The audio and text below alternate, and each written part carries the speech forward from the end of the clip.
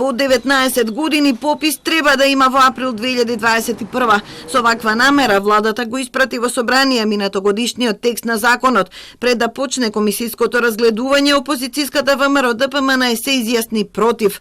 Бараат консултации и почитување на принципите на Евростат.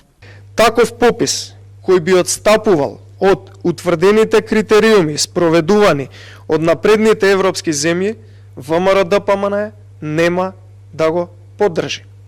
Ако и овој попис пропадне, а се одвива без консултација со опозицијата, повторувам, се одвива без консултација со опозицијата, како и досега, целосната вина ќе биде единствено на власта.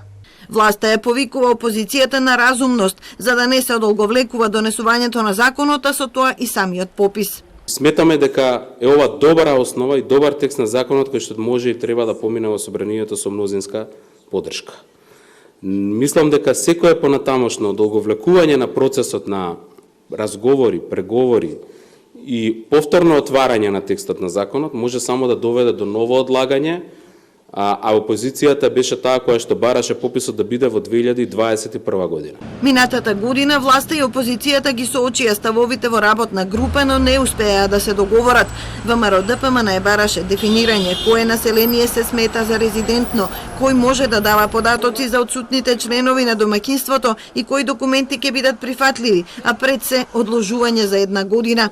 Заводот за статистика веќе почна со подготовките. Набавени се над 5000 лаптоп компјутери и софтвер за електронски попис, а летово спроведе и пробен попис во неколку пилот општини, со објаснување дека европски и светски стандард е одвојување на постојаните жители од оние кои се надвор од земјата повеќе од една година.